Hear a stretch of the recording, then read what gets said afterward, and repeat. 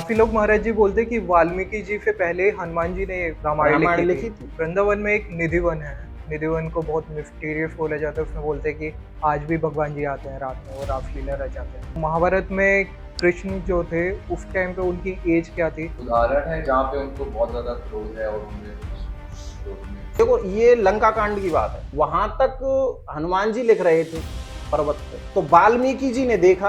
वाल्मीकि के मन में मतलब ये भाव था कि मैं रामायण लिखूं, तो वाल्मीकि जी ये चाहते थे, तो हनुमान जी को लिखते हुए उन्होंने देख लिया। हनुमान जी ने वाल्मीकि जी को देखा तो उनके भाव को हनुमान जी ने जान लिया, तो उन्होंने वही विश्राम दे दिया कि अब आगे आप ही लिखो। ये सच्चाई है, आज भी आते हैं, क्योंकि निधिवन में एक रंग महल, वहाँ पे आज भी पुजारी जी शाम को सारी चीजें रखते हैं।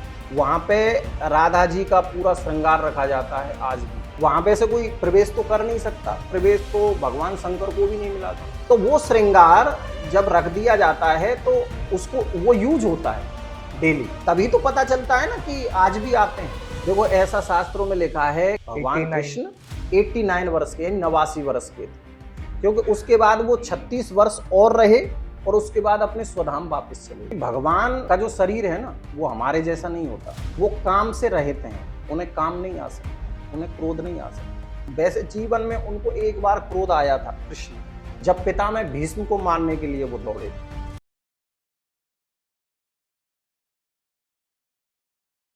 जय श्री राम। मेरा नाम है अभिषेक सिंह राजावत और मेरा नाम है आशीष बैस और आप देख रहे हैं चर्चा प्रेजेंटेड बाय हिंदू गुरुकुल। चर्चा के आज के इस एपिसोड में हमारे साथ चर्चा करने के लिए आए हुए हैं आनंद कृष्ण ठाकुर जी महाराज, जो कि बाय प्रोफेशन एक मोटिवेशनल स्पीकर हैं एंड कथावाचक हैं। तो आइए जानते हैं महाराज जी के बारे में। महाराज जी राधे राधे राधे। राधे। महाराज जी मैं चाहूंगा कि आप अपने बारे में थोड़ा हमारी ऑडियंस को बता दीजिए। देखिए सबसे बड़ा परिचय तो हमारा ये है कि हम वृंदावन में रहते हाँ जी। हैं, और वृंदावन तो सब जानते हैं भगवान का धाम है। वैसे हम कथा करते हैं, भागवत कथा, राम कथा, देवी भागवत, मतलब सब करते हैं। बाकी तो सोशल मीडिया पे आप देखते ही हैं जो है। तो महाराज जी मेरा पहला क्वेश्चन ये होगा कि सनातन धर्म है क्या? सनातन धर्म उसे कहते हैं जो नित्य है, यानी सृष्टि के आरंभ में भी था, अभी भी है, और जब सृष्टि का अंत हो जाता है उसके बाद भी जो बचता है वो सनातन है। और इस धर्म के अलावा जो कुछ बचता है वो परमात्मा है। जैसे भगवान के लिए कहते हैं सच्चिदानंद, यानी सत्य, चित्त और आनंद, 3 स्वरूप होते हैं। सनातन के भी 3 ही स्वरूप हैं जिनका कभी अंत नहीं होता, शाश्वत जिन्हें कहा जाता है।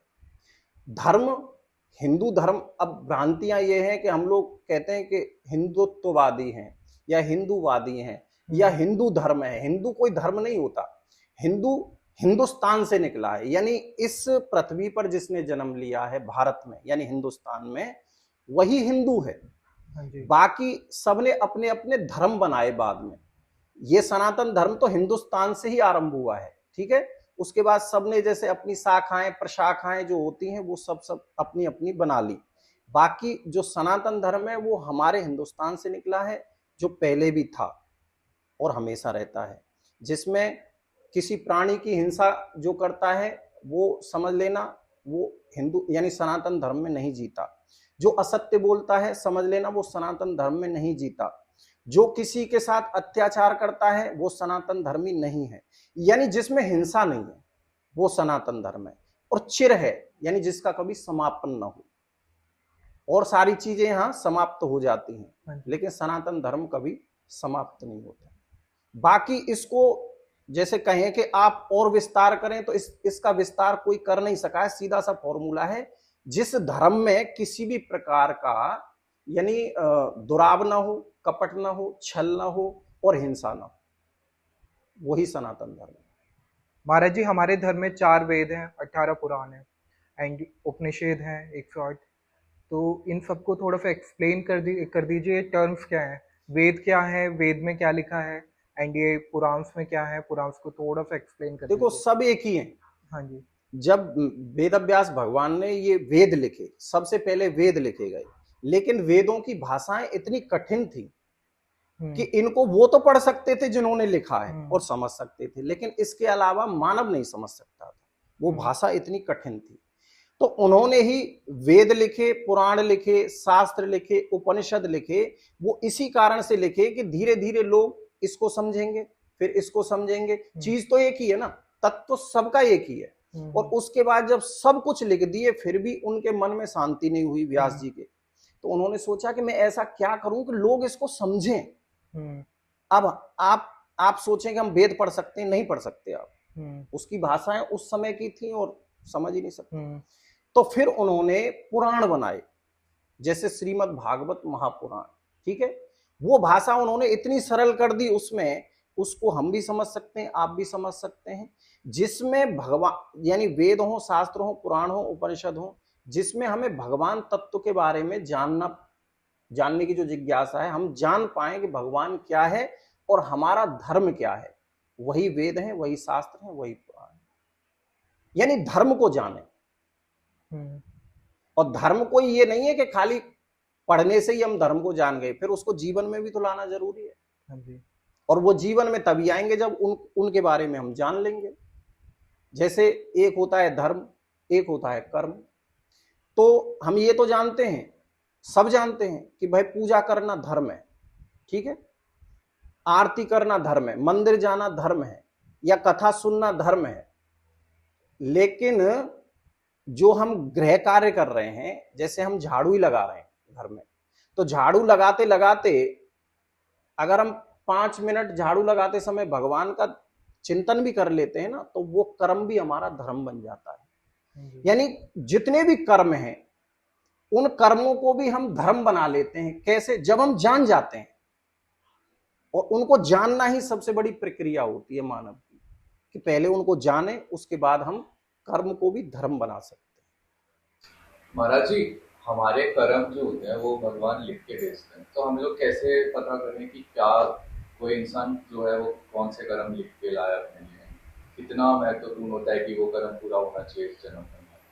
देखो, ये कह देते हैं कि कर्म सब लिखे हुए, ये कहने की बात है, लेकिन अगर ऐसा होता तो भगवान को ये नहीं कहना पड़ता कर्मण्येवाधिकारस्ते मा फलेषु कदाचन, या कर्मणा जायते जंतु कर्मणे विलीयते, सुखम दुखम भयम खेमम कर्मणे भाविपद्यते। हालांकि ये भगवान ने ये भी कहा है कि जीव का जन्म कर्म से होता है, मृत्यु भी कर्म से होती है, सुख और दुख भी कर्म से होते हैं, यानी हानि भी कर्म से और लाभ भी कर्म से है। लेकिन इसका मतलब ये थोड़ी है कि जो करा रहा है भगवान करा रहा है, कर्म तो हमें करने पड़ते हैं ना। अगर देखो, मानव शरीर हमको मिला ही इसलिए है कि हम कर्म करें, बाकी और जितने भी शरीर है ना वो क्या कर रहे हैं? जन्म ले रहे हैं और मर रहे हैं, ठीक है। लेकिन मानव शरीर को भगवान ने सारी चीजें दी हैं, हाथ दिए हैं, पैर दिए हैं, कान दिए हैं, आंखें दी हैं, या जुबान दी है, उससे हम अच्छे कर्म कर सकते हैं। तो कर्म तो हमें यहां आके भी करने ही पड़ेंगे। आप ये सोचो ना कि बैठ लेटे लेटे ही, कि नहीं जी, भगवान ने हमें तो सोने के लिए ही कर्म दिया है कि सोते रहे, ठीक है, तो फिर तो कुछ नहीं कर पाएगा जी। तो वो सोना थोड़ी दिया है उसको, वो तो उसके शरीर का जो धर्म है उसको उसने बिगाड़ दिया है। शरीर के भी धर्म है, मन के भी धर्म है ना, तो उनसे उसको काम लेना चाहिए ना। तो कर्म तो हमको करना ही पड़ता है। भगवान कर्म लिख के नहीं भेजता, ये ध्यान रखना। कर्म से वो हानि और लाभ लिख के भेजता है, कर्म कभी लिख के नहीं भेजता, वो तो हमें करने ही पड़ते हैं। तो महाराज जी, हम लोग, आप वृंदावन से आए हैं, तो मैं वृंदावन के बारे में आपसे थोड़ा जानना चाहूंगा। वृंदावन को बोला जाता है कि वो यहाँ पे धरती लोक का है ही नहीं, तो उसके बारे में थोड़ा एक्सप्लेन करिए आप। हाँ, क्योंकि भागवत महापुराण जिसकी हम कथा कहते हैं उसमें स्पष्ट लिखा है कि एक बार जब जैसे 4 युग बीत जाते हैं, तो चतुर्युग के बाद जैसे कलयुग भी बीतेगा, तो कलयुग बीत जाने के बाद सृष्टि जो है खत्म हो जाएगी। लिखा है कि जब कलयुग का अंत आएगा, यानी जब ये सृष्टि खत्म होने वाली होगी, तो 12 वर्ष तक लगातार बरसात होगी, 12 वर्षों तक। और 12 वर्षों तक जब लगातार बरसात होगी, तो ये पूरी पृथ्वी जो है जल विहीन हो जाएगी, जलमग्न हो जाएगी, केवल जल ही जल बचता है, ठीक है। सृष्टि का आरंभ होता है तब भी, क्योंकि नया युग आरंभ होने वाला होता है ना, तो इसमें जल ही जल होगा। तो ये भी लिखा है कि जब पूरी तरह जलमग्न हो जाएगा ये पूरा संसार, तो फिर सूर्य भगवान निकलेंगे, और सूर्य भगवान एक नहीं 12 ही सूर्य निकलेंगे उस वक्त। जब 12 सूर्य निकलेंगे और उनकी रोशनी यानी उनका जो गर्मी है वो ऐसी गर्मी नहीं रहेगी जैसे ये सूर्य हमें देता है, वो प्रचंड गर्मी रहेगी उसके अंदर, प्रचंड। तो वो 12 सूर्य जब एक साथ निकलेंगे तो इस पूरे जल को सुखा दे, सोख लेंगे वो उस गर्मी। वो जल को जब सोख लेंगे तो फिर नई सृष्टि आरंभ होती है। ठीक है, आपने क्या क्वेश्चन किया था? वृंदावन जो है उसको बोलते हैं हाँ, कि कहीं से आया। तो जब ये सृष्टि बिल्कुल यानी खत्म हो गई, पृथ्वी जब रसातल में जाने लगी, पृथ्वी डूबती है, तो भगवान वाराह का रूप धर के आए थे, वाराह यानी सूकर का, और वाराह का रूप रख के उस पृथ्वी को निकालने लगे। ठीक है, तो पृथ्वी को अंदर से जब ऊपर लेने लगे तो पृथ्वी के मन में अभिमान आ गया। पृथ्वी ने सोचा कि देखो भगवान मुझे बचाने के लिए सूकर का रूप धारण करके आए, यानी मेरे बगैर तो भगवान भी कुछ नहीं है। अभिमान हुआ, भगवान तो तुरंत जान जाते हैं। तो भगवान ने क्या किया, जब वो निकाल करके ला रहे थे और पृथ्वी को अभिमान हुआ तो उसी समय अपने गोलोक धाम से एक टुकड़ा उठाया उन्होंने, पृथ्वी के अभिमान को दूर करने के लिए। पृथ्वी भगवान की वो है यानी पटरानी है, तो उन्होंने वो टुकड़ा गोलोक धाम से, अपने धाम से, बैकुंठ से लिया और वृंदावन में रख दिया, जहां वृंदावन आज है वो टुकड़ा रख दिया। ठीक है, जब पृथ्वी ऊपर आ गई तो पृथ्वी ने देखा कि मैं तो पूरी डूब गई थी, ये कहां से बच गया टुकड़ा। तो भगवान से कहा प्रभु, क्योंकि अभिमान तो दूर करना था ना, तो भगवान से पूछा कि प्रभु मैं तो पूरी डूब गई थी, फिर ये टुकड़ा कहां से आ गया। तो भगवान ने कहा कि ये वृंदावन है। बोले ये आया कहां से? तब भगवान ने कहा था कि पृथ्वी तुम डूब सकती हो, ये नहीं डूब सकता। क्यों? क्योंकि ये मेरा घर है, यानी बैकुंठ है, ये मैंने अपने हाथों से स्थापित किया है। पूरा संसार डूब सकता है लेकिन वृंदावन यथावत रहता है। इसलिए उस समय ये टुकड़ा बैकुंठ का भगवान ने अपने हाथों से सजाया, वही वृंदावन आज है, इसलिए उसका नाश नहीं है। और एक और बात बता दूं, जितने भी तीर्थ हैं संसार में, जितने भी हमारे देश में जितने भी धाम हैं, उनका गुरु है पुष्कर और राजा है प्रयाग। तो जैसे प्रजा कर देती है ना राजा को, सरकार को, वैसे ये तीर्थ और धाम प्रयाग को कर देते हैं, यानी टैक्स देते हैं, लेकिन वृंदावन नहीं देता। वृंदावन कभी कर नहीं देता। इसका मतलब क्या हुआ, ना तो वो तीर्थ है। तो प्रयाग को बड़ी ग्लानि हुई। प्रयाग ने भगवान से कहा कि प्रभु मुझे इतना ही अपमानित करना था तो मुझे राजा क्यों बनाया तीर्थों का। तो भगवान ने पूछा क्यों? बोले सारे तीर्थ मुझे टैक्स देते हैं, वृंदावन कभी नहीं देता। तब भगवान ने उससे कहा था कि प्रयाग तुमको मैंने तीर्थों का राजा बनाया है, अपने घर का राजा नहीं बनाया। ये मेरा घर है, इसीलिए वृंदावन को धाम कहा जाता है, श्री धाम। तीर्थ नहीं है वृंदावन, वो भगवान का घर है। महाराज जी, जैसे हमारे त्रिमूर्ति हैं ब्रह्मा विष्णु महेश, तो विष्णु जी की पूजा होती है, शिव जी की पूजा होती है, लेकिन ब्रह्मा जी का कहीं कोई मंदिर है नहीं। एक मंदिर है आई थिंक पुष्कर में, बाकी उनकी पूजा कहीं नहीं होती है। तो ऐसे क्यों होता है? पुष्कर में उनकी गद्दी है, मुख्य गद्दी नहीं। वैसे ब्रह्मा जी मंदिरों में मिलते हैं, ऐसा नहीं है, लेकिन वो देवताओं के साथ मिलते हैं। हाँ जी, है ना। हाँ, उन पे फुर्सत ही कहाँ है उन पे फुर्सत ही कहाँ है। देखो ब्रह्मा जी की पहले बहुत पूजा होती थी। जब राक्षस लोग होते थे ना, तो दो की पूजा करते थे, या तो शंकर जी की करते थे या ब्रह्मा जी की करते थे। आपने भी कथाएं सुनी होंगी। हाँ जी। ठीक है ना। लेकिन धीरे धीरे धीरे धीरे वो समाप्त होती गई, और भगवान शंकर की तो आज भी करते हैं। उनका काम है, देखो सबके काम बटे बटे हुए हैं, पहले इस बात पे ध्यान रखना होगा। उनका काम केवल उत्पत्ति करना है, उनका काम उत्पत्ति करना है। भगवान विष्णु का काम पालन पोषण करना है, और भगवान शंकर तो बहुत भोले हैं, वो मृत्यु के भी देवता हैं, कह लो कि उनका काम संहार करना है। लेकिन मेन काम जो है ना हमारे देश में एक का ही है, वो है विष्णु भगवान का, यानी पालन और पोषण करना। पालन भी करते हैं वो और पोषण भी करते हैं। तो ब्रह्मा जी का तो कोई काम बचा ही नहीं, तो लोग करें क्यों पूजा उनकी? काम तो इनके ही बचे ना। मौत से डरता है आदमी तो भगवान शंकर के पास जाएगा, हाँ जी। मृत्यु से डरता है ना। और पालन पोषण के लिए व्यक्ति कितने प्रयास करता है तो भगवान विष्णु के पास जाएगा।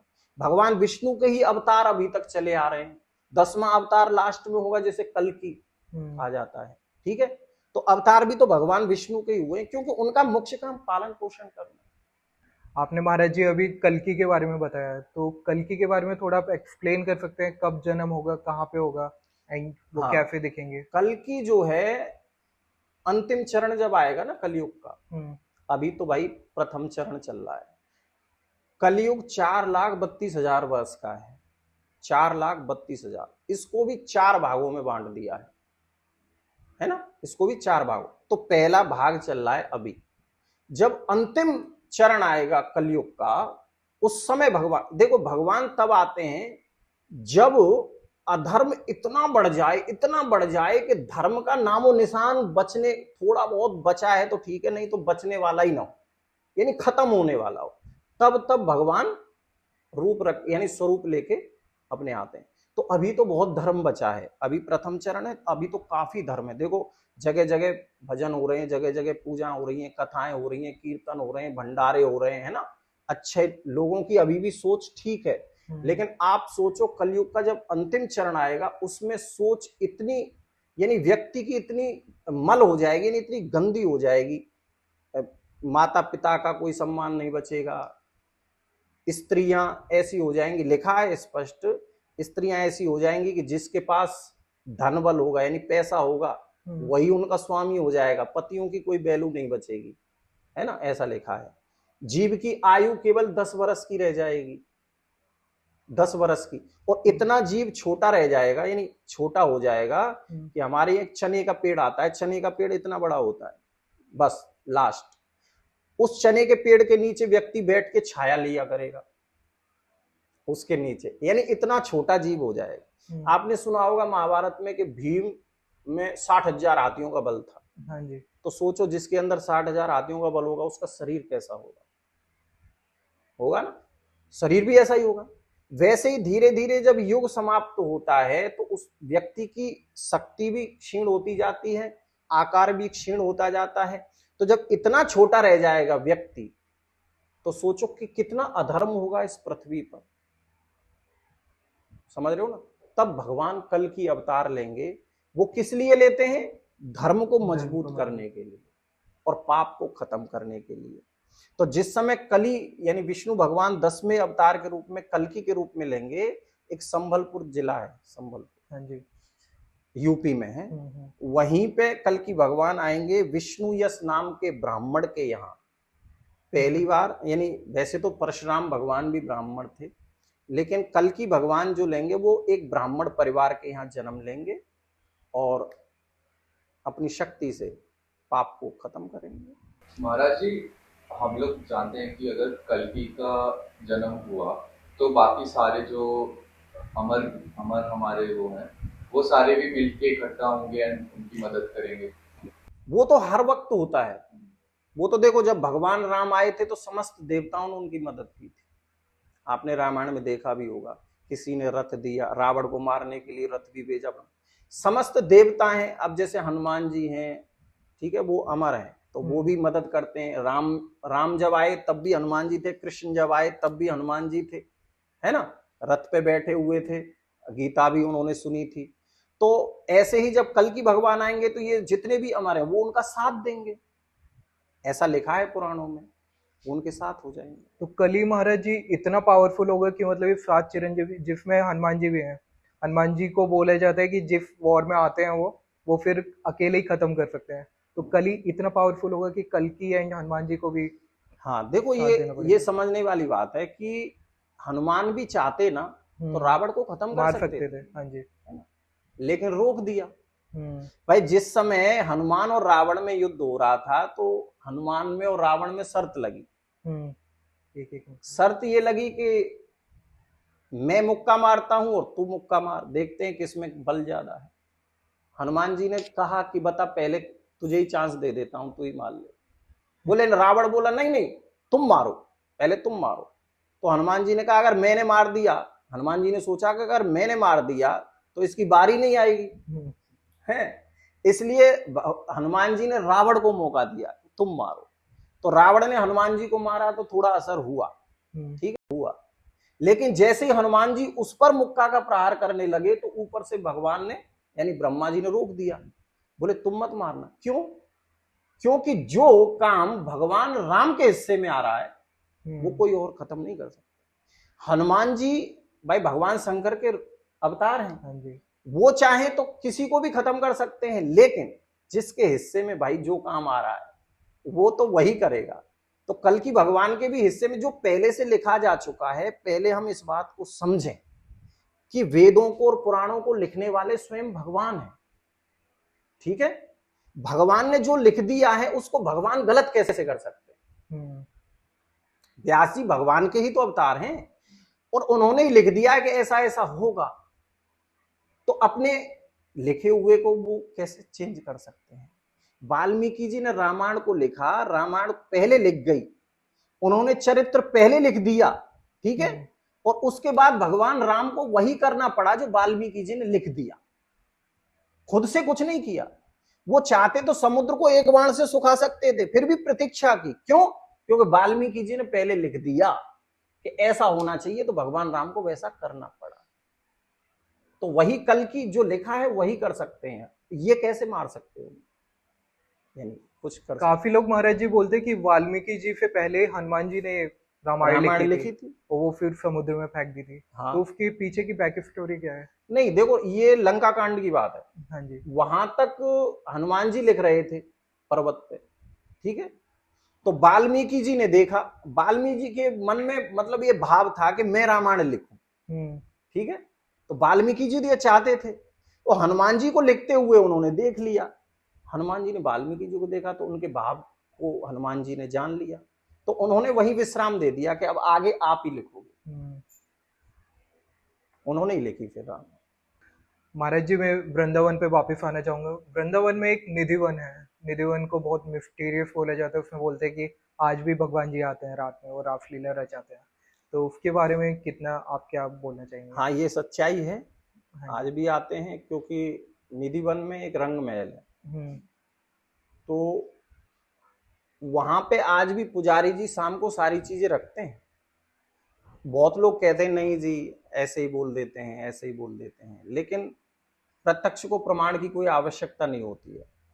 वहां पे राधा जी का पूरा श्रृंगार रखा जाता है आज भी निधिवन में, पूरा भगवान कृष्ण का पूरा रखा जाता है, यानी राधा जी की जैसे चूड़ियां हैं, सिंदूर हैं, पायल हैं, और रख देते हैं।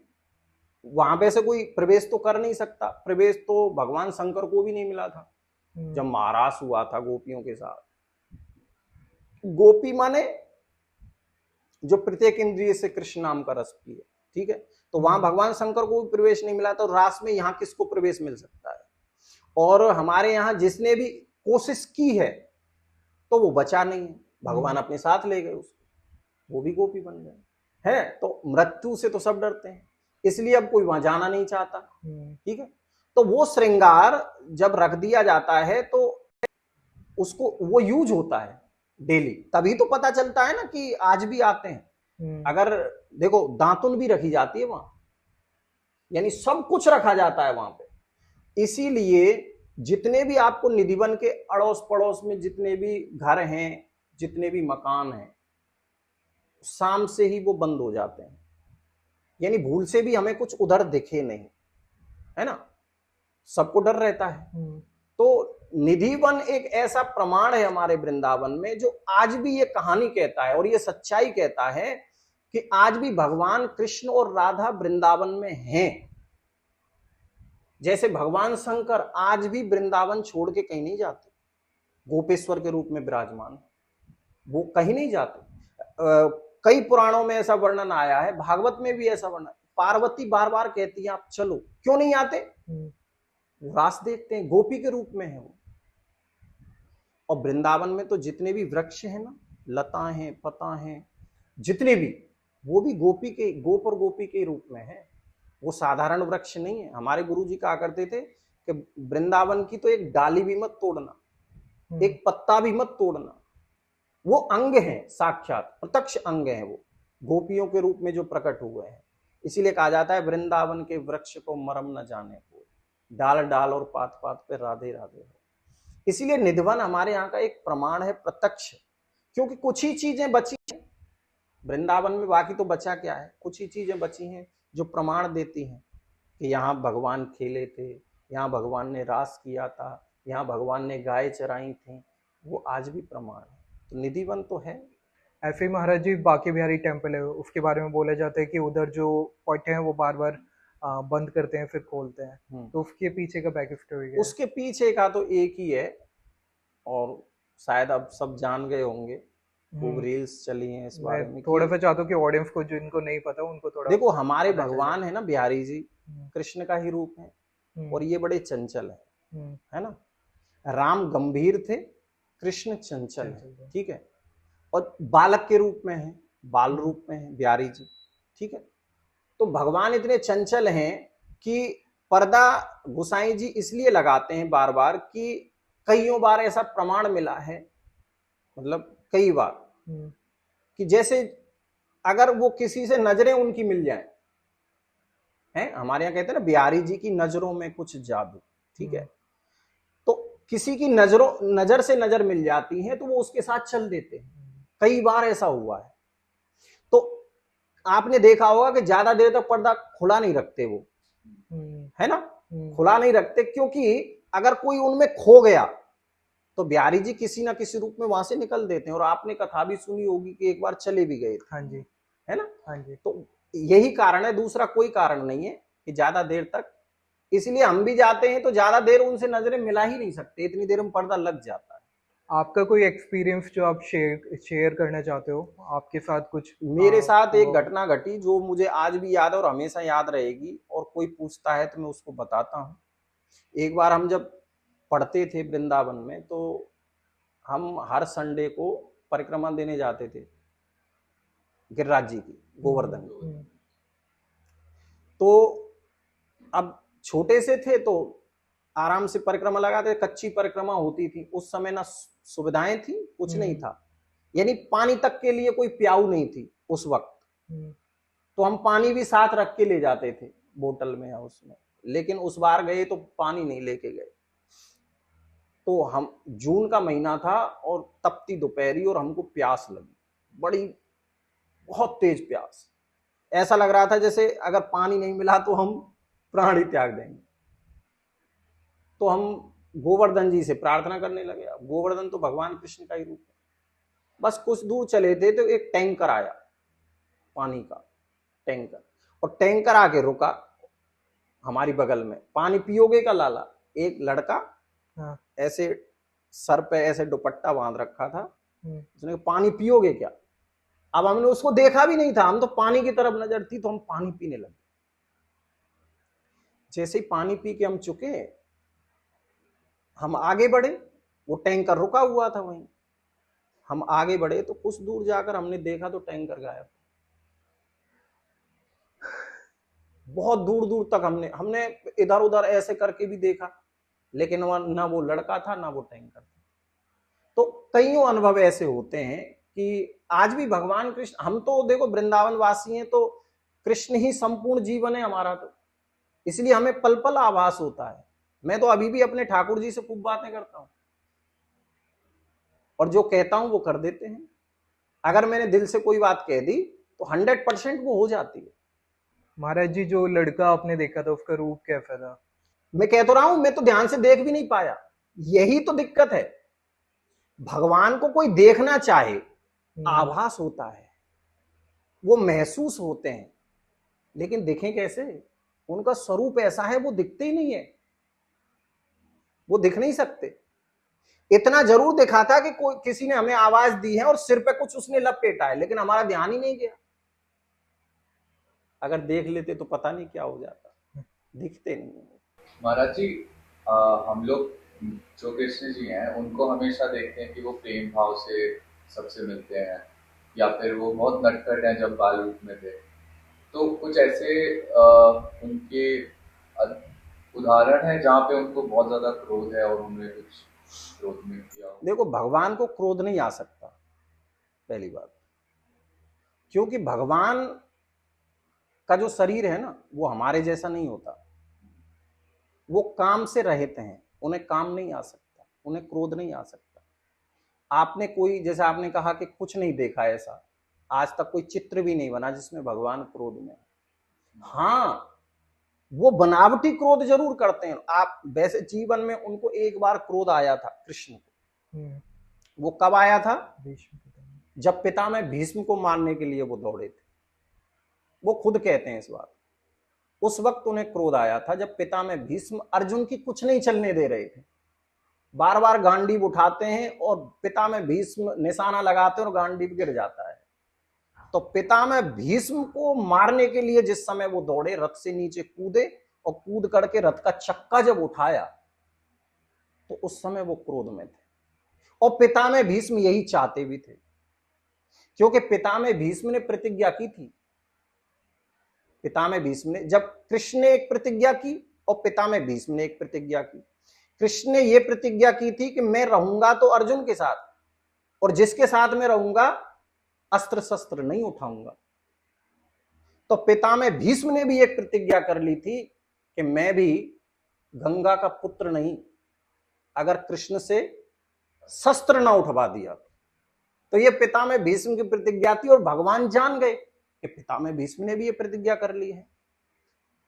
वो उनकी मजबूरी बन गई रथ का चक्का उठाना, क्योंकि अगर वो ऐसा ना करते तो उनके जो भक्त हैं पितामह, उनकी प्रतिज्ञा टूट जाती। यानी अपने भक्त की प्रतिज्ञा को पूर्ण करने के लिए भगवान ने अपनी प्रतिज्ञा तोड़ दी। इसीलिए कृष्ण को कृपालु कहा जाता है। वो भक्तों के अधीन है, भक्त जैसा कहता है उनको वैसा करना पड़ता है। उस समय उनको क्रोध आया था बस। महाराज जी, एक और कहावत है कि जो हम कृष्ण जी से मांगते हैं, सबसे पहले हम राधा राधा बोलते हैं, तो राधा माँ करवाती है हमारे लिए। हाँ। तो क्या ये सही बात है? हाँ, शास्त्रों में लिखा है कि 100 बार कृष्ण नाम लो, 1 बार राधा नाम लो, बराबर हो जाता है। कारण क्या है? कराती क्यों है? क्योंकि राधा रानी उनकी शक्ति है। जब हमारे अंदर शक्ति होगी तभी तो हम कुछ काम करेंगे। जब हमारे अंदर शक्ति नहीं होगी तो हम तो न्यूट्रल हो जाएंगे। ऐसे ही राधा रानी शक्ति प्रदाता है। भगवान कृष्ण को जितनी भी शक्तियां मिली हैं वो राधा रानी से मिली, आह्लादिनी शक्ति है। तो वो कहेंगी तो आसानी से हो जाएगा। कृष्ण से कहो तुम बड़ा मुश्किल होगा, क्योंकि उसके लिए पहले राधा को मनाना पड़ेगा। तो पहले ही राधा को मना लो, कृष्ण तो अपने आप ही कर देते हैं। महाराज जी, काफी लोग बोलते हैं कि राधा रानी का कहीं जिक्र नहीं है वेद पुराण में, तो कोई ऐसा कहीं पे कुछ लिखा हुआ है जहाँ पे उन्हें मेंशन करा गया हो? कहाँ नहीं है, पता नहीं लोग क्यों बोलते हैं। ऐसी कोई जगह नहीं है जहां राधा हो ना। पता नहीं क्यों बोलते हैं ऐसा कि राधा रानी का कहीं जिक्र नहीं है। मैं कह तो रहा हूं, अपने अपने धर्म बना लिए लोगों ने, ठीक है। अब राधा नाम का प्रचार चल रहा है तो लोगों को उससे भी जलन हो रही है, उससे भी कष्ट हो रहा है? राधा के बिना है कहां, श्याम कहां है? अगर ऐसा नहीं है तो क्यों लिख दिया कवियों ने, क्यों लिख दिया रस खान ने, क्यों लिख दिया सूरदास जी ने? राधा के बिना तो कृष्ण असंभव है। राधा कृष्ण दो परम सनेही, एक प्राण दो देही, ठीक है। शक्तियां, देखो पहली बात सुनो, शक्तियां भगवान छुपा के रखते हैं, उजागर नहीं करते। हमारे पास कुछ भी होगा तो हम अंदर रखेंगे ना, क्या दिखाते डोलेंगे हमारे पास ये, हमारे पास ये। तो राधा रानी तो शक्ति का रूप है। और हमारे, अच्छा देखना हो कि राधा नहीं है या कहीं नहीं लिखा है तो वृंदावन आ जाओ, वृंदावन में सब जगह लिखा है। और एक और बात बता दो, वृंदावन में तो कृष्ण तो हर जगह दिखता है, राधा दिखती नहीं है। क्यों नहीं दिखती? मंदिरों में कृष्ण की पूजा ज्यादा है ना, लेकिन हमारे वृंदावन में राधा की पूजा है, राधा को ज्यादा मानते हैं। इसलिए चाहे कोई चीज प्रकट रूप से ना हो तो इसका मतलब, अब लोग कहें कि कहां है भगवान, कोई माने नहीं भगवान को, तो हम क्या ये मान लें कि हाँ यार ये सही कह रहा है, भगवान तो है ही नहीं। लेकिन नहीं मानने से क्या भगवान नहीं होंगे? ऐसा तो संभव ही नहीं। लोग कहते हैं कि राधा कृष्ण की शादी नहीं हुई थी। बहुत से लोग कहते हैं। पहली बात तो जब है ही नहीं राधा तो शादी का प्रश्न क्यों आया, और अगर आ गया है तो प्रत्यक्ष के लिए प्रमाण की कोई जरूरत नहीं है। हमारे वृंदावन में आज भी भांडीर वन में सब जानते हैं कि भाई भगवान की स्वयं ब्रह्मा जी ने आके विवाह कराया था। स्वयं ब्रह्मा जी ने अपने हाथों से मंत्र बोल के, वेद मंत्र बोल के उनका विवाह हुआ है। अब लोग कहते हैं कि उनके साथ राधा रही नहीं, पत्नी तो रुक्मणी है। देखो पहले ये बात समझना चाहिए लोगों को कि रुक्मणी है लक्ष्मी और कृष्ण है नारायण। रुक्मणी उनकी पत्नी तो हो सकती है लेकिन शक्ति नहीं हो सकती। राधा रानी पत्नी, भाई समाज के कुछ काम हमको समाज में दिखाने के लिए भी किए जाते हैं। भगवान डरते हैं बाल रूप में, तो इसका मतलब ये थोड़ी है कि वो डर गए, वो समाज को दिखाने के लिए डरते हैं, है ना। तो ऐसे ही पत्नी रुक्मणी जरूर है, क्योंकि नारायण की पत्नी सिर्फ लक्ष्मी हो सकती है। राधा रानी मंदिरों में क्यों है? हर मंदिर में कृष्ण के साथ राधा क्यों मिलती है, फिर रुक्मणी क्यों नहीं मिलती? कारण यही है कि वो शक्ति है। हमें पत्नी से कुछ थोड़ी चाहिए, हमें शक्ति से बहुत कुछ चाहिए। वो देंगी तो शक्ति ना, पत्नी थोड़ी देगी। तो शादी हुई है ये बिल्कुल निकाल दे दिमाग से, लेकिन हाँ इतना जरूर है समाज को दिखाने के लिए हुई है, केवल सिर्फ समाज को दिखाने के लिए। और अगर आध्यात्मिक दृष्टि से देखें तो भगवान कृष्ण की राधा रानी से शादी हो ही नहीं सकती, क्योंकि एक ही प्राण है, रूप अलग अलग है। तो शादी अपने से ही कोई स्वयं से शादी कैसे कर सकता है, लेकिन समाज की दृष्टि में हुई है। तो महाराज जी रुक्मणी और जो राधा जी थी दोनों ही लक्ष्मी का रूप थे वो? हाँ, एक है लक्ष्मी, एक है महालक्ष्मी। महालक्ष्मी, रुक्मणी है लक्ष्मी और राधा रानी है महालक्ष्मी। महाराज जी आपने जैसे अभी महाभारत का जिक्र करा, तो महाभारत में कृष्ण जो थे उस टाइम पे उनकी एज क्या थी जब महाभारत हुआ था? देखो ऐसा शास्त्रों में लिखा है कि महाभारत के युद्ध के बाद उनकी उम्र 36 वर्ष रह गई थी, 36 जब वो जाने वाले थे। अच्छा, तो इससे ये यानी स्पष्ट हो जाता है कि लगभग 89 वर्ष के थे भगवान कृष्ण। 89 वर्ष के, 89 वर्ष के थे, क्योंकि उसके बाद वो 36 वर्ष और रहे और उसके बाद अपने स्वधाम वापस चले गए थे। गोलोक धाम गोलोक, हाँ बैकुंठ, यानी अपने धाम में। महाराज जी वृंदावन की जो मिट्टी होती है उसमें मानते हैं कि जो भक्त है उसको अगर बुलावा आया कृष्ण जी से तो वो मिट्टी तक भी उसका स्वागत करती है, ऐसा कुछ रहता है क्या? क्या करेंगी, ऐसा जरूर लिखा है शास्त्रों में कि वृंदावन की जो सीमा है ना वो 60 किलोमीटर की है। वृंदावन का जो एरिया है ना, वृंदावन की सीमा वो 60 किलोमीटर की है। यानी 60 किलोमीटर में नंदगाम भी आ गया, गोवर्धन भी आ गया, बरसाना भी आ गया, सब आ गए, ठीक है। वो वृंदावन ही है, नाम अलग अलग रख लिए थे लेकिन है वो वृंदावन की भी। तो हमारे यहाँ शास्त्रों में लिखा है कि जब जीव यानी कोई कीड़ा भी, कोई चींटी भी वृंदावन की सीमा में जब प्रवेश करता है ना, तो शास्त्र कहते हैं कि जब हम, जैसे आप लोग वृंदावन जाओ और आपने सीमा में प्रवेश कर लिया तो आपको एक अलग अनुभूति होती है। वृंदावन जाके अलग ही अनुभूति होगी, ठीक है, और जगह ऐसा नहीं होता। जैसे आप वृंदावन जाओगे, सीमा में प्रवेश करोगे, तो शास्त्र कहते हैं कि कोई चींटी भी, कोई कीड़ा भी, यानी कोई भी जीवात्मा वो कृष्ण का ही रूप हो जाती है। उसके अलावा वृंदावन किसी को स्वीकार ही नहीं करता। कई लोगों का पूरा जीवन बीत जाता है, हम वृंदावन जाएंगे, हम वृंदावन जाएंगे, लेकिन नहीं जा पाते। क्यों? बुलाया ही नहीं। जिसको बुलाया जाता है ना तो स्वागत अपने आप होता है। महाराज जी आजकल काफी सारे ऑनलाइन हम लोग देखते हैं तो पॉडकास्ट वगैरह होते हैं तो उन पे स्विच वर्ड चलते हैं और वो बाहर के हैं, उनमें जैसे कॉन्वलेक्स एक है वर्ड, तो उसको बोलते हैं कि उसको चेंज करो तो पैसा आता है, बट ये सारी बाहर की चीजें हैं। तो मैं चाहूंगा कि उसकी जगह आप यहाँ पे कोई मंत्र जो हमारे वेद पुराण में लिखा हो, कहीं शास्त्र में मेंशन्ड हो, वो लोग चेंज कर सके कि उसके लिए समृद्धि के लिए बेसिकली हो, मतलब सुख समृद्धि के सुख लिए। समृद्धि के लिए उसके लिए तो बहुत सारे मंत्र हैं। हाँ जी, देखो मंत्र करने से कुछ नहीं होता है, समझना इस बात को। मंत्र में जब तक विश्वास नहीं होगा ना अगर विश्वास है ना तो खाली ओम नमः शिवाय भी बोलोगे ना, वो बहुत कुछ दे देगा।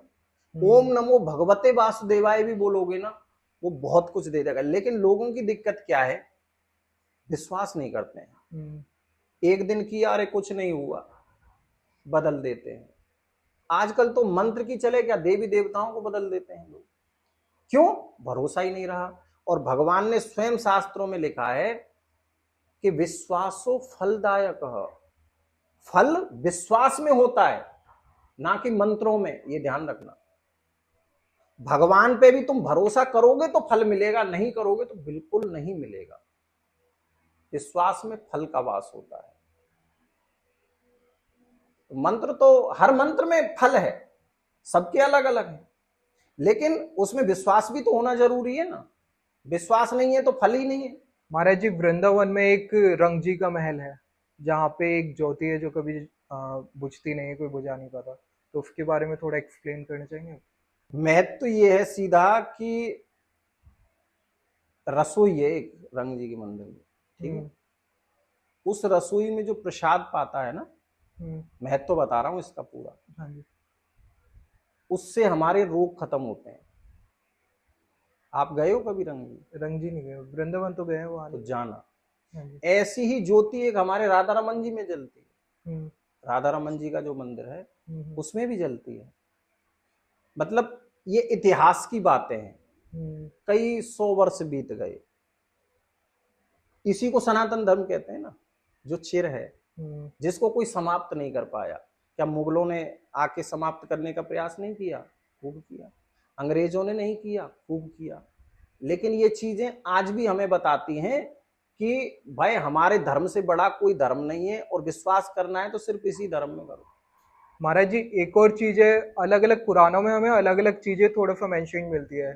जैसे हम लोग अगर शिव पुराण पढ़ते हैं तो उसमें लिखा है कि शिव जी ने इस धरती का निर्माण करा और वही मतलब सबसे बड़े हैं। और फिर विष्णु पुराण में लिखा है कि विष्णु जी हैं। देवी पुराण में देवी को बताया गया है।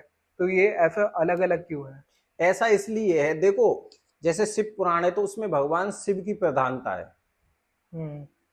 भागवत महापुराण है, उसमें कृष्ण की प्रधानता है, ठीक है। देवी भागवत में देवी की प्रधानता है।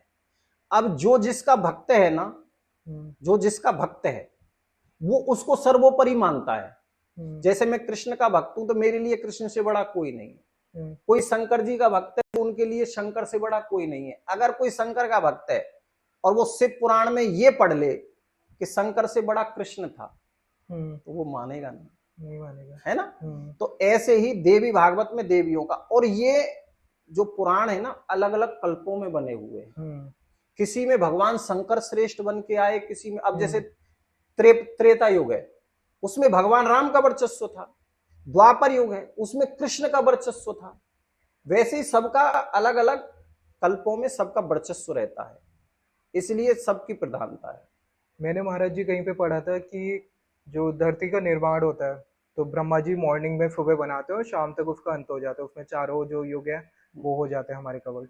एंड उसमें फिर जो शिव पुराण है, तो शिव जी ने जब धरती का निर्माण करा तो उस टाइम पे ये शिव पुराण बना और शिव को मतलब बड़ा दिखाया गया। फिर विष्णु जी ने जब करा तो विष्णु जी बड़े वो दिखाए कल्प गए। हो गए ना, अलग अलग कल्प हो गए, हाँ जी। और बहुत बड़े बड़े होते हैं।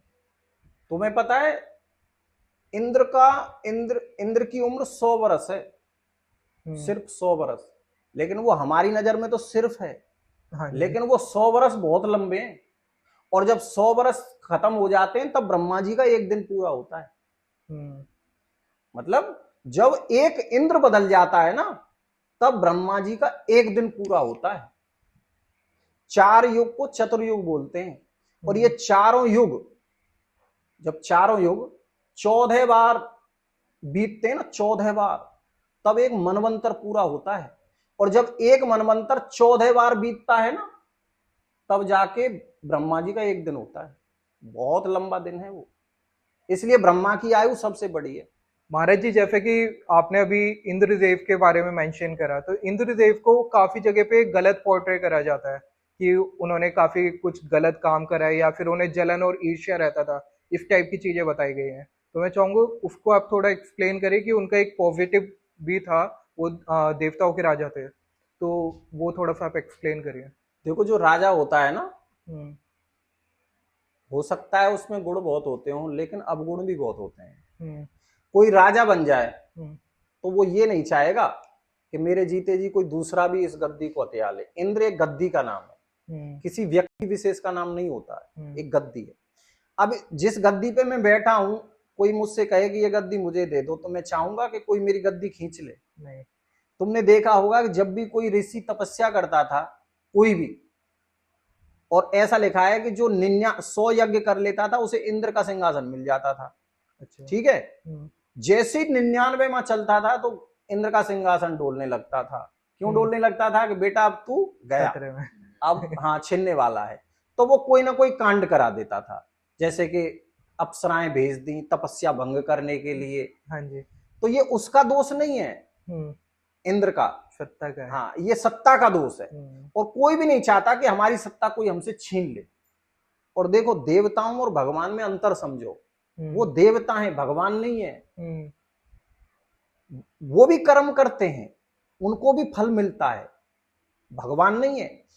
देवता भी, हम पता है कब तक रहते हैं? गीता में भगवान ने कहा है, यद गत्वा न निवर्तन्ते तद्धाम परमम मम तेतम भुक्त्वा स्वर्गलोकम विशालम। गीता में कृष्ण कहते हैं, तेतम भुक्त्वा स्वर्गलोकम विशालम क्षीणे पुण्य मृत्युलोकम विशंति। आप भी इंद्र बन सकते हैं कर्म से। तो कर्म करके जब हम स्वर्गलोक जाते हैं, तो कब तक हम स्वर्गलोक में रहते हैं? स्वर्गलोक का मतलब ये नहीं है कि हम चाहे जब तक रहेंगे ना, जब तक हमारे अच्छे कर्म रहेंगे हमारे पास जमा, तब तक हम इंद्र भी बन सकते हैं, चंद्रमा भी बन सकते हैं, सूर्य भी बन सकते हैं। लेकिन जैसे क्षीणे पुण्य मृत्युलोकम विशंति, जैसे हमारे पुण्य खत्म हो जाते हैं, फिर से वो मृत्युलोक में आते हैं। देवता बन के हमेशा नहीं रहते, उनको भी मृत्युलोक में आना पड़ता है। तो सोचो कि कितने जबरदस्त पुण्य किए होंगे जिसने वो, जो इंद्र राजा वो देवताओं का राजा बन के बैठा है, कितने पुण्य किए होंगे। हम भी बन सकते हैं, लेकिन हम देवता तो बन सकते हैं, भगवान नहीं बन सकते। वो देवताओं का संचालन तो वहीं से होता है जी, कर्मों से। महाराज जी, गीता का ज्ञान आप थोड़े फिर 2 लाइन्स में आप समझा सकते हैं एक यूथ के लिए जो अभी गीता को समझ नहीं पा रहे हैं, तो उसको ज्ञान को आप अगर 2 लाइनों में वर्णन करना चाहे अपनी लैंग्वेज। देखो, गीता की तरफ लोग युवा यानी आकर्षित इसलिए नहीं होते कि वो गीता जो है ना, वो आत्मज्ञान का विषय है, और लोगों को आत्मज्ञान कम चाहिए होता है। जबकि मैं ऐसा मानता हूं कि उसमें सारा ज्ञान भरा पड़ा है। मैं ऐसा मानता हूं। लोग सोचते हैं कि गीता पढ़ के क्या होगा। गीता में आप देखो, गीता पढ़ पढ़ के लोग मोटिवेशनल स्पीकर बन गए। हाँ जी। गीता पढ़ पढ़ के उनमें, उसमें सारे साइंस के सूत्र हैं, सारे गणित के सूत्र हैं, सारे सूत्र उसमें भर दिए हैं। भगवान, देखो जितने भी वेद हैं ना, वो सब हाथों से लिखे हैं। एक गीता ही भगवान ने अपने मुंह से कही है, गीता को। इसलिए यूथ को मैं सिर्फ इतना सा कहूंगा कि आप, और बहुत छोटी है गीता, कोई ज्यादा बड़ी भी नहीं है, और पुराण तो बहुत बड़े बड़े हैं, उनको हम नहीं पढ़ सकते, इतना समय नहीं है। लेकिन गीता का सिर्फ एक अध्याय अगर रोज पढ़ ले ना कोई, उसके जीवन से मुश्किलों का जो दौर है ना, वो खत्म हो सकता है। क्यों हो सकता है? इंसान अपने दुख को दुख कब समझता है? जब उससे बाहर आने की कोई रास्ता नजर ना आए। लेकिन गीता हमें कष्टों से बाहर निकलने की सामर्थ्य देती है। यानी वो दुखों का जो, कष्टों का जो दौर है ना, टेंशन में आ जाते हैं, वो टेंशनों को खत्म कर देती है गीता। एक बार पढ़ ले कोई, बस एक बार। और समझ में क्यों नहीं आती? बहुत आसानी से समझ में आती है। अब तो हिंदी में सब, गीता प्रेस की कितनी हिंदी में मिल रही है, संस्कृत भी है, हिंदी है। भाई ये सोचो ना कि अर्जुन से भगवान ने गीता कही क्यों? जब उसको ये लगा कि ये मेरे अपने हैं, ये मेरे अपने हैं, ये मेरे अपने हैं, जब मन में अंतर्द्वंद चल रहा हो, कोई रास्ता नजर नहीं आ रहा हो, तब भगवान ने गीता सुनाई। ऐसे ही यूथ जो बहुत दिक्कतों में घिरे हैं, जो अंतर्मन में द्वंद चल रहा है कि हम क्या करें क्या ना करें, उसके लिए ही तो गीता बनी है। वो एक बार उसको पढ़ ले, समझ ले, मैं गारंटी ले रहा हूं उसके जीवन से टेंशन खत्म हो जाएंगी। जो डिप्रेशन है ना, यूथ आजकल डिप्रेशन में बहुत जा रहा है, जरा जरा सी बात पे डिप्रेस हो जाते हैं, जरा जरा सी बात पे। क्योंकि डिप्रेस आदमी वही होता है जिसको ज्ञान ना हो। जब ज्ञान आ जाता है तो डिप्रेशन कहां चला गया पता ही नहीं चलता है। इसलिए यूथ कुछ करे ना करे, जैसे एक सब्जेक्ट मान के ही उसको पढ़ ले। मैं नहीं मानता कि कोई ऐसा कहे कि भाई भगवान की चीज है, ये भगवान की चीज ना माने उसको, एक सब्जेक्ट मान ले उसको। और सब्जेक्ट मान लेगा ना तो वो एक डिप्रेशन की अचूक दवा है जो बहुत आगे ले जा सकती है। कृष्ण ने यही बताया है गीता में, और अर्जुन तैयार हो गए थे। महाराज जी, बहुत बहुत धन्यवाद आपका, जो आपने समय निकाल के हमको इतना सारा ज्ञान दिया, और हमारी ऑडियंस को बहुत ज़्यादा पसंद आया होगा जो भी आपने बात किया है। हम लोग चाहते हैं कि ऑडियंस को ऐसे ही और ज़्यादा पॉडकास्ट मिले जिसमें आप थोड़ा थोड़ा ज्ञान हर पॉडकास्ट में देते रहिए। तो देखो, सच बताऊं ना, आजकल हम जहाँ भी जाते हैं पॉडकास्ट करने तो वही बेसिक सबके मिले जुले प्रश्न रहते हैं, एक जैसे ही। लेकिन आप लोगों ने बहुत अच्छे प्रश्न किए, सच कह रहा हूं, मतलब नए हैं, मेरे लिए भी सारे नए थे, सब कुछ नया है, इसलिए मुझे भी बहुत अच्छा लगा। हाँ, आपकी जो तैयारी थी ना प्रश्नों की, वो बड़ी अच्छी थी, पूरी स्पिरिचुअल थी, पूरी। थैंक यू महाराज जी। राधे राधे राधे। राधे। तो उम्मीद है आप सभी को ये वाला पॉडकास्ट पसंद आया होगा। जैसे कि आप प्यार दिखाते रहते हैं हमारे पॉडकास्ट को, आपसे थोड़ी सी उम्मीद है कि इस पे भी अपना प्यार बरसाइए और थोड़े से ज़्यादा लाइक दे दीजिए, एंड हमको सब्सक्राइब कीजिए। और महाराज जी से ऐसे ही मिलते रहने के लिए आप कमेंट सेक्शन में बताते रहिए। और राधे राधे महाराज जी। महाराज जी फिर रीच आउट करना है तो आपको नीचे डिस्क्रिप्शन में मिल जाएगा उनका इंस्टाग्राम का हैंडल एंड यूट्यूब का हैंडल आपको नीचे मिल जाएगा, तो आप उनको भी जाके फॉलो कर सकते हैं। राधे राधे। राधे।